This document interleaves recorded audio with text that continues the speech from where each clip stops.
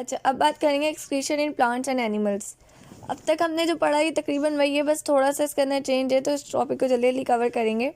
Excretion क्या होती है? देखो, हमारी बॉडी से मेटाबॉलिक वेस्ट को रिमूव करना, जैसे कि कुछ चीज़ें हमारी बॉडी में ज़्यादा आ जाए, यानी वाटर ज़्यादा आ जाए, सॉल्ट ज़्यादा आ जाए, टॉक्सिक सब्सटेंस हमारी बॉडी में ज़्यादा आ जाए जैसे कि ड्रग्स वगैरह, तो उनको हमारी बॉडी से रिमूव करना ये कहलाती है एक्सक्रीशन। ठीक है, अगर आप एक्सक्रीशन को एक रिस्ट्रिक्टेड सेंस में समझें तो ये क्या होता है? ये होता है नाइट्रोजिनस मेटाबॉलिक वेस्ट को बॉडी में से रिमूव करना, जो हमने अभी कौन सी ज्योमेट्रिक क्लास है उसकी बुक से पढ़कर आए हैं, मैंने उसका लेक्चर आपसे शेयर किया था। ऐसे वेस्ट प्रोडक्ट्स जो होते हैं वो किससे प्रोड्यूस होते हैं? प्रोटीन या न्यूक्लिक एसिड मेटाबॉलिज्म से। मैंने ये बात भी वहाँ पे क्लियर की थी। ठीक है, न्यूक्लिक एसिड वो होता है जिससे हमारा क्या बनता है? डीएनए या आरएनए। ये बात वहाँ इसलिए नहीं बताई थी कि बच्चे छोटे हैं तो वो कंफ्यूज हो जाते।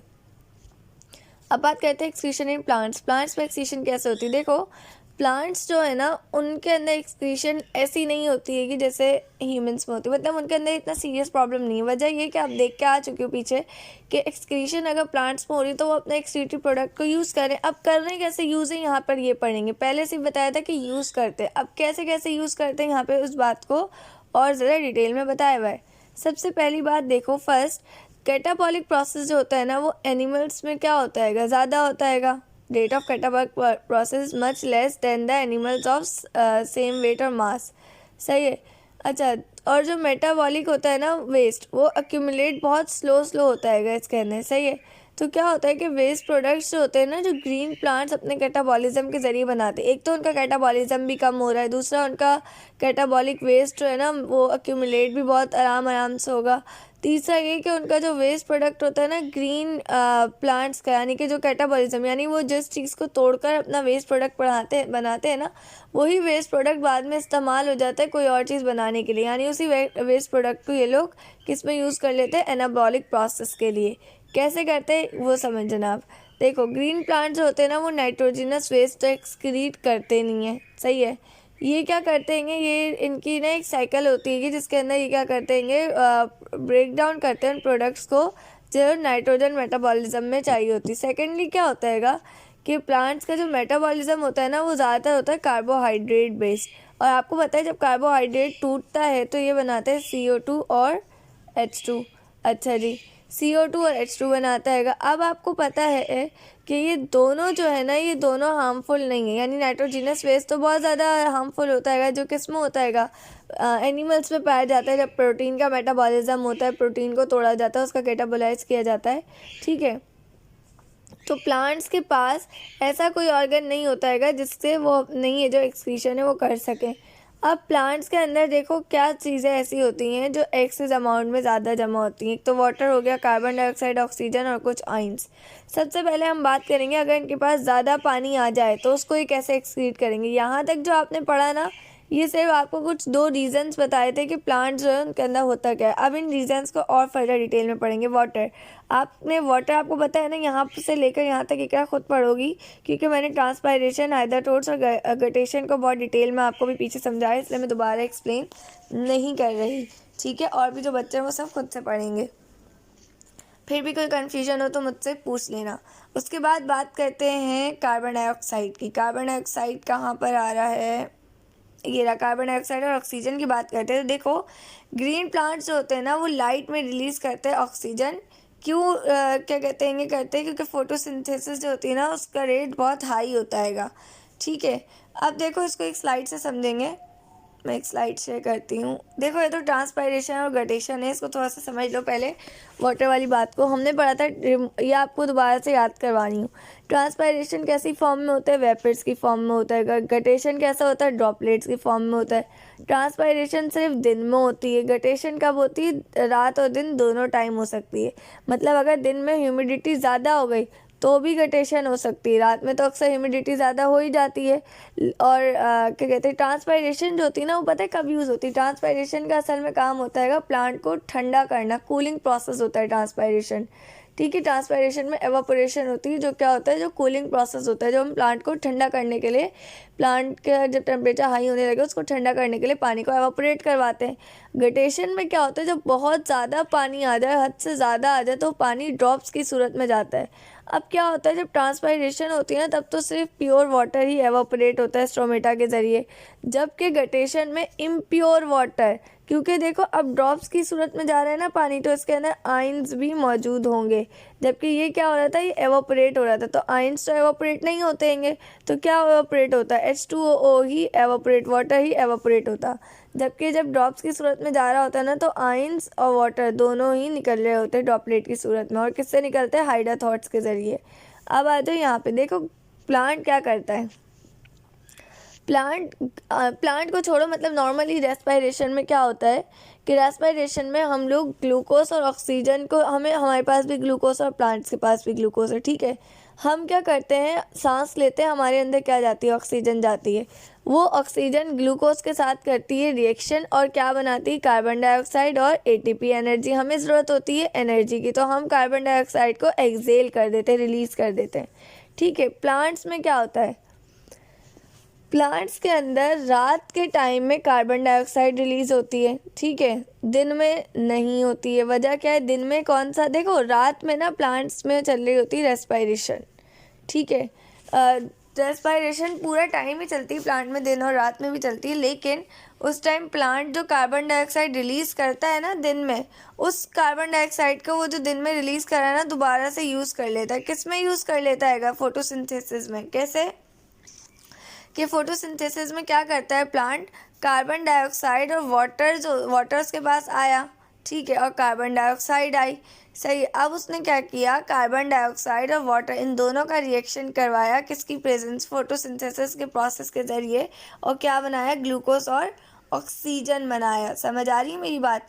तो वो दिन में क्या कर रहे हैं, दिन में तो वो कार्बन डाइऑक्साइड को ले रहे हैं, सही है। रात में वो क्या करते हैं, वो इस ग्लूकोज को तोड़ते हैं, ठीक हो। अब क्या करेंगे वो लोग, जब उन्होंने फोटोसिंथेसिस के ज़रिए ग्लूकोज और ऑक्सीजन बनाया, तो ग्लूकोज तो वो अपनी बॉडी में रख लेंगे, रख लिया, और ऑक्सीजन को दिन में रिलीज़ कर देंगे, जो हम लोग यूज़ कर लेते, ठीक है। अच्छा, और क्या होता हैगा कि दिन में ये लोग जब रात का टाइम आता है ना, तो ये इसी ग्लूकोज को दोबारा से ऑक्सीजन लेते हैं और ऑक्सीजन की प्रेजेंस में क्या करते हैं, इसको तोड़ते हैं। और जब तोड़ते हैं तो क्या रिलीज़ करते हैं, ये रिलीज़ करते हैं कार्बन डाइऑक्साइड। कब रिलीज़ करते हैं, दिन में। हम तो कार्बन डाइऑक्साइड 24 घंटे रिलीज़ करते हैं, दिन हो या रात हो, हम तो कार्बन डाइऑक्साइड रिलीज़ करेंगे।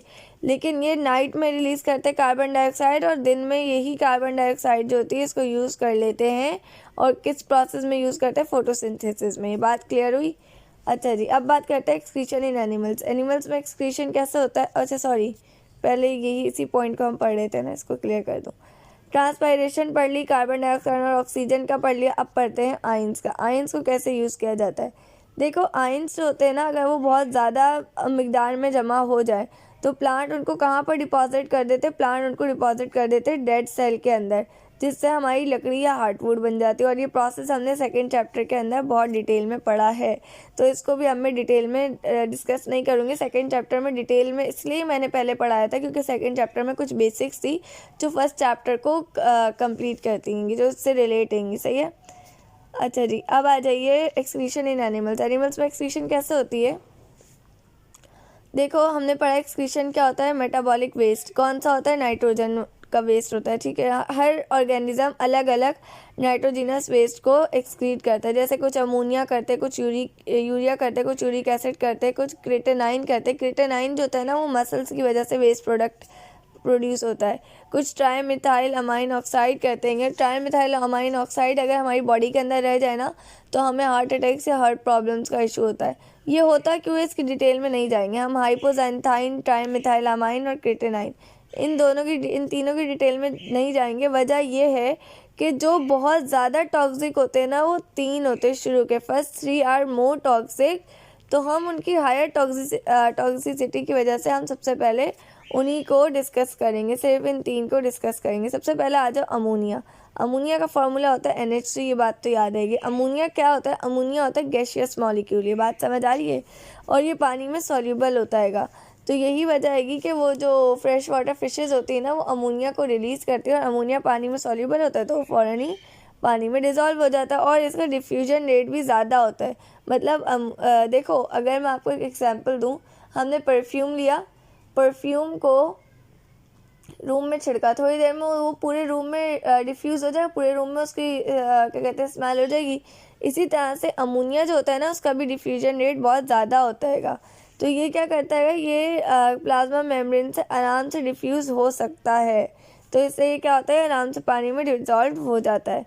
अच्छा, नाइट्रोजीनस फेज जो होता है ना वो बहुत ज़्यादा टॉक्सिक होता है अगर वो बॉडी में रहे। अमोनिया बहुत ज़्यादा टॉक्सिक है अगर ये हमारी बॉडी में रहता है तो, ठीक है। अच्छा, अमोनिया जब एक्सक्रीट कर रहे होते हैं ना, excreting ammonia bye an animal is advantageous. ये बहुत एडवांटेजियस फ़ायदा होता है। इसके दो फ़ायदे होते हैं। क्या फ़ायदा होता है? नंबर एक फ़ायदा तो इसका ये होता है कि इसका डिफ्यूजन रेट बहुत ज़्यादा है, ठीक है। जब डिफ्यूजन रेट बहुत ज़्यादा है ना तो अब एनर्जी की ज़रूरत नहीं होगी इसको आगे डिफ्यूज़ करवाने के लिए। एक बात तो ये हो गई कि इसके लिए एनर्जी की यूज़ नहीं होगी ज़्यादा, ठीक है। दूसरा ये है कि इसका डिफ्यूजन रेट ज़्यादा है। तो अभी बात समझ आई, मतलब पहले डिफ्यूजन रेट ज़्यादा फ़ायदा है, दूसरा एनर्जी की ज़रूरत नहीं होगी। अच्छा, अगर और तीसरा ये कि इसकी जो रिमूवल होती है ना वो उसको रिक्वायर होता है बहुत सारा पानी ताकि वो पतला हो सके। पतला करने के लिए बहुत ज़्यादा पानी की ज़रूरत होती है, ठीक है। तो ये ज़्यादातर कहाँ पे पाए जाते हैं? फ्रेश वाटर हैबिटेट में पाए जाते हैं अमोनिया वाली जो होती हैं। इसके अलावा सॉफ्ट इन्वर्टिब्रेट जैसे कि आपके स्नेल की बात नहीं करेंगे, इसके अंदर आप आ जाओ हाइड्रा, ठीक है, ऑक्टोपस। ये क्या है? ये इन्वर्टिब्रेट्स है, हाइड्रा और ऑक्टोपस। इनकी जो इंटायर बॉडी सरफेस होती है ना ये पूरी अमोनिया को, मतलब इनकी बॉडी का हर सेल अमोनिया को रिमूव करता है। मतलब फ़िश में तो हमने पढ़ा था ना कि फ़िश में किडनी के बाद उनका एक पार्ट ऐसा आ रहा होता है जिसमें से अमोनिया जो है वो एक्सक्रीट आउट होता है। जबकि ऑक्टोपस या हाइड्रा वगैरह जो है ना इनकी पूरी बॉडी इन्वॉल्व होती है अमोनिया को रिमूव करने के लिए। फिशेस में क्या होता है कि ज़्यादातर अमोनिया जो होता है वो किससे एक्सक्रीट कर दिया जाता है? गिल्स के ज़रिए एक्सक्रीट किया जाता है। और कैसे एक्सक्रीट किया जाता है? अमोनियम आयंस की फॉर्म में। कैसे? देखो, अगर ये है हमारे पास अमोनिया, ये अमोनिया का फॉर्मूला है ना, और इसको हाइड्रोजन के साथ रिएक्ट करवा दो तो हमारे पास जो बनता है वो बनता है NH4+। ये कहलाता है अमोनियम आयन। तो ये क्या करते हैं, अपने गिल्स के ज़रिए अमोनियम आयन को रिलीज़ करते हैं। और किडनी जो है ना वो बहुत इंपॉर्टेंट रोल प्ले करती है, लेकिन इनकी बॉडी के अंदर किडनी का बहुत माइनर यानी छोटा सा रोल होता है, वो भी बहुत कम नाइट्रोजनस वेस्ट के लिए, बहुत कम। ज़्यादातर इनकी गिल्स का काम होता है। ये यूरिया का फॉर्मूला है, ये याद रखना सही है, CONH2 और आउटसाइड द ब्रैकेट 2। अच्छा, ये जो होता है ये पानी में लेस सॉल्युबल होता है, सही है, पानी में सॉल्युबल नहीं होता। दूसरा ये जो है ना 1,00,000 मरतबा कम टॉक्सिक होता है अमोनिया से। मतलब अमोनिया देखो कितना टॉक्सिक है कि अगर आप अपनी बॉडी में अमोनिया का सिर्फ एक मॉलिक्यूल बर्दाश्त कर सकते हो ना तो आप अपनी बॉडी के अंदर यूरिया के 1,00,000 मॉलिक्यूल बर्दाश्त कर सकते हो। यानी कि अमोनिया से कितना कम टॉक्सिक है। जैसे मैं कहती हूँ ये जहर जो है इसको खाओगी तो फ़ौरन मर जाओगी, ठीक है, और इस जहर को खाओगी तो 2-3 घंटे लगेंगे। तो इसी तरह से अमोनिया जो है ना वो बहुत ज़्यादा टॉक्सिक होता है, जबकि यूरिया इतना टॉक्सिक नहीं होता। इसी वजह से ये क्या होता है, ये जो एनिमल होता है ना वो टॉलरेट कर सकता है, इसको बर्दाश्त कर सकता है, और इसको हम लोग इसी वजह से कंसनट्रेटेड फॉर्म के अंदर एक्सक्रीट आउट करते हैं। ये मैमल्स एक्सक्रीट करते हैं सही, क्योंकि उनके पास बहुत ज़्यादा वाटर नहीं होता है। तो ये क्या करते हैं, ये अमोनिया को किस में कन्वर्ट कर देते हैं? यूरिया में, और उसको रिलीज़ कर देते हैं, उसको एक्सक्रीट आउट कर देते हैं। अच्छा जी, अमोनिया को जब यूरिया में कन्वर्ट कर रहे होते हैं ना तो इसमें ATP की ज़रूरत होती है, सही है। यानी कि होता क्या है, अमोनिया को कार्बन डाइऑक्साइड की हेल्प से कन्वर्ट किया जाता है यूरिया में, सही है। और जब कन्वर्ट कर रहे होते हैं ना तो किस चीज़ की ज़रूरत होती है? ATP, एनर्जी की ज़रूरत होती है। ये आपके आगे एक साइकिल आएगी, ऑरेंटाइन साइकिल है, वो मैं आगे पढ़ाऊँगी आपको, तो उससे आपको समझ आ जाएगा कि क्या होता है। अच्छा देखो, इसके अलावा क्या होता है, जो मैमल्स होते हैं ना जैसे कि एम्फीबियंस है, शार्क्स है, या कुछ बोनी फिशेज़ हैं, वो एक्सीड करते हैं यूरिया। मेरा ख्याल है इसकी डिटेल में जाने की ज़रूरत नहीं है, आप अभी पीछे पढ़ के आ चुकी हैं। अब ये यूरिक एसिड का फॉर्मूला है, इसको भी याद रखना, ठीक है। यूरिक एसिड जो होता है वो लार्ज मॉलिक्यूल होता है और इसकी भी सॉल्युबिलिटी कम होती है, और ये उससे भी ज़्यादा कम टॉक्सिक है, यानी कि यूरिया से भी ज़्यादा टॉक्सिक है। आप देख रही हैं हम जैसे जैसे आगे बढ़ रहे हैं टॉक्सिसिटी कम होती जा रही है। अमोनिया जो पहले नंबर पर सबसे ज़्यादा टॉक्सिक है, दूसरे नंबर पर यूरिया, और थर्ड नंबर पर क्या है? थर्ड नंबर पर है यूरिक एसिड, ठीक है। ये बात समझ आ रही है। ये कैसा सब्सटेंस होता है? कोलाइडल सब्सटेंस होता है, यानी सेमी फ्लूइड होता है। दूसरा ये क्या होता है guys, ये पानी को बहुत ज़्यादा क्या कहता है, further absorption of water result in crystallisation of urates. अगर बहुत ज़्यादा एब्जॉर्प्शन यानी पानी को और एब्जॉर्ब करते जाएं उसके अंदर से, तो यूरेट्स कैसे तो यूरिक एसिड कैसी फॉर्म में रिलीज़ होता है, क्रिस्टल्स की फॉर्म में। क्रिस्टल्स की फॉर्म में कैसे, हमने पैलेट्स पढ़ा था एक वर्ड अभी जो उनकी बुक पढ़ के आए थे मैट्रिक वालों की, तो उसमें था कि कॉकरोचेस जो ऑर्थोपोड्स वगैरह होते हैं वो यूरिक एसिड पैलेट्स को करता है। आपने कभी लिजर्ड का वेस्ट प्रोडक्ट या कॉकरोच का वेस्ट प्रोडक्ट देखा है? वो कैसा होता है, वो एक पैकेट की तरह से होता है और बहुत ज़्यादा जो कंसनट्रेटेड होता है, ठीक है। ऐसा लगता है कोई पैकेट है, जैसे अगर आपने लिजर्ड की देखा हो वेस्ट प्रोडक्ट, सही है। अच्छा जी, उसके बाद ये है कि जब यूरिक एसिड की फॉर्मेशन हो रही होती है तो इसमें भी एटीपी की ज़रूरत होती है, ठीक है। यूरिक एसिड जो होता है उसको या तो थिक पेस्ट की फॉर्म में या सॉलिड पैलेट्स की फॉर्म में क्या किया जाता है, डिस्चार्ज किया जाता है, यानी कि निकाल दिया जाता है। डिस्चार्ज का मतलब भी एक्सक्रीशन होता है। यूरिक एसिड जो टेरेस्ट्रियल एनिमल्स होते हैं जैसे कि बर्ड्स है, रेप्टाइल्स है, इंसेक्ट्स है, गैस्ट्रोपोड्स जो है ना, ये मोलस्का जो है ना, मोलस्का कहते हैं स्नेल, सॉफ्ट बॉडी एनिमल्स, इनकी एक टाइप है गैस्ट्रोपोड्स, जिसके अंदर आता है स्नेल। बस स्नेल से याद रखना है गैस्ट्रोपोड्स। तो स्नेल वगैरह ये सब क्या एक्सक्रीट करते हैं, यूरिक एसिड को एक्सक्रीट करते हैं। किस लिए? कि ताकि जो वाटर का लॉस है ना इसको मिनिमाइज़ कर सकें, ठीक है, वाटर के लॉस को मिनिमाइज़ कर सकें। और यही वजह होती है कि इनके जो एग्स होते हैं ना वो शेल्स में इनक्लोज होते हैं, यानी कि इनको वाटर के लॉस को मिनिमाइज़ करना होता है। और इनके एग्स किस में होते हैं, शेल्स में होते हैं। बर्ड्स को देखा है ना, ये शेल्स एग प्रोड्यूस करती हैं, ठीक है। तो अब ये बात आपने याद रखनी है। यहाँ तक कोई भी मसला हो तो मुझसे पूछ लेना।